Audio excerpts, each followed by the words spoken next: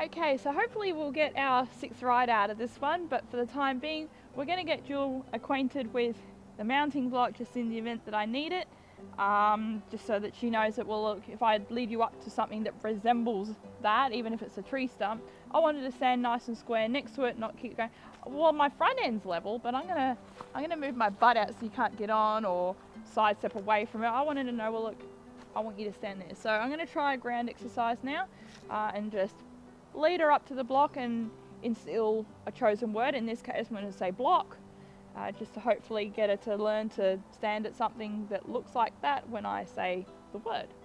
Hey Jill, we'll give it a go. G'day everyone, I'm Zoe and this is Jill. This is just a little reminder that I'm not a professional horse trainer, so anything you do see in my videos is only intended to be a guide. So with that said, let's get on with the video.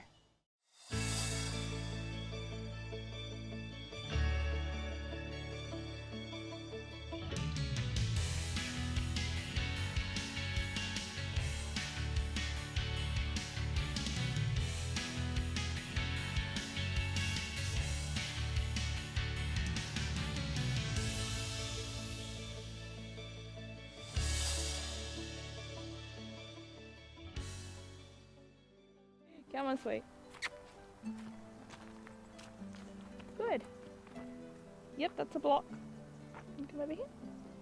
Good girl. Block. Block. Good. Good block. Want to know how I saved $100? Stay tuned to find out more. Good. Excellent. Good girl. Block.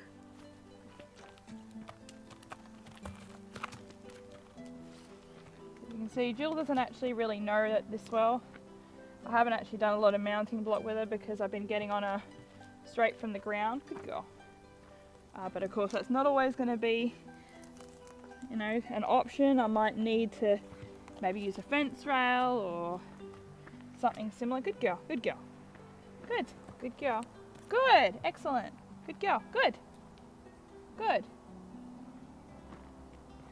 Okay, so I'm not trying to get it too perfect at this point. I just wanted to know that, well, okay, if I say block, then I just wanted to stand relatively square next to it. We can work on distance a bit later. Good girl. Block.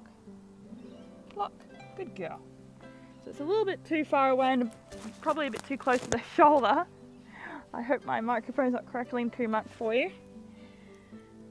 But we can work on distance and alignment later. We just need to get her closer than where she has been.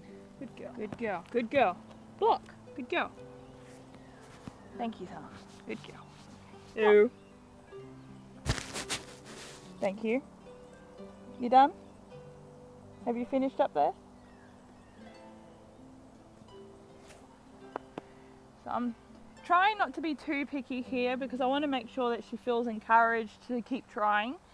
Otherwise, the more that I correct her too early, with past experience of different things with her, the more you try to correct things too much too early, she feels like, well, there's nothing I do for you any good, you know, I'm trying. So I'm trying to just let her figure out what I want and not discourage what she does offer, because I wanted to keep trying to offer, or maybe this is what you mean. Good girl. And then when she gets it, like she aligned beautifully for me here, I'm hoping the camera can see that,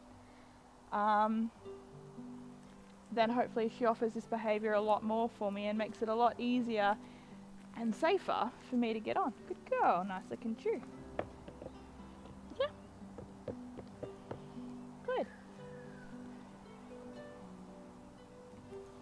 I thought I might try going just back to basics where I'm just standing on the block and going back to square one so that she can feel a bit more comfortable with me getting on the block, as opposed to from the ground that she already knows relatively well now to stand still. So we'll see if she can learn about the block too. Good girl. Hi. G'day. My local Bunnings warehouse has tons of great deals if you know where to look, including this safety step. It cost me $70 instead of $170 for a mounting block. Good. Good. I've gotten Jill comfortable with me mounting her from either side.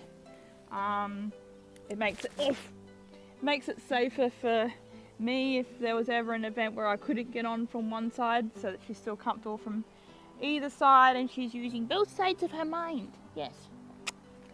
That's a nice looking shoe on my shoulder.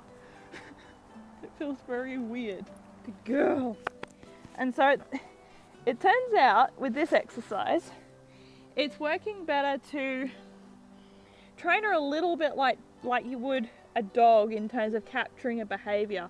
So rather than try to, in this case, line her up with what I want, I'm getting her to basically offer me the behavior and I assign a word to it and then gradually refine what I'm looking for as a cue from that way. A little bit like if you were to, let's say, a little bit like if you were training your dog to say shake paws or something similar. You try and get them to naturally paw your hand and then you capture the behavior. That way you're encouraging them to think and use their mind and offer you behaviors and try for you, rather than you saying, well, I want this behavior, and sculpting a behavior that you're doing it based on what you're asking, rather than getting them to be openly involved and showing you something that maybe I could do it this way. All right, good girl. Good block, good girl.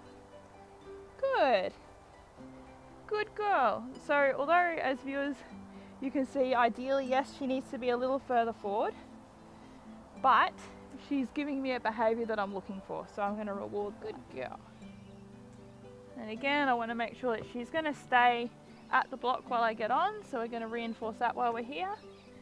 Good. Good girl. Yes, good girl. Good. Good girl.